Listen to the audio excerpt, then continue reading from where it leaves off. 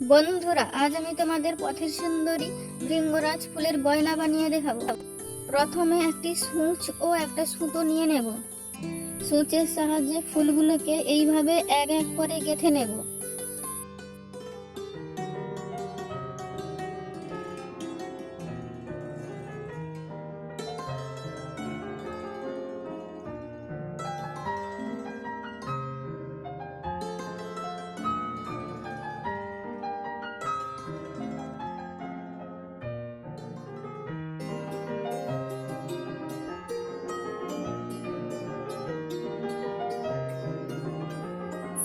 এবার আমার মালা গাঁথা শেষ।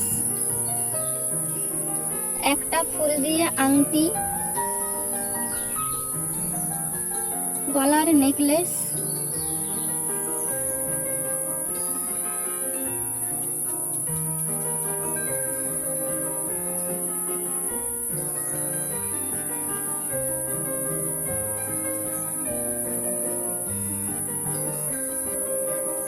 হাতের গয়না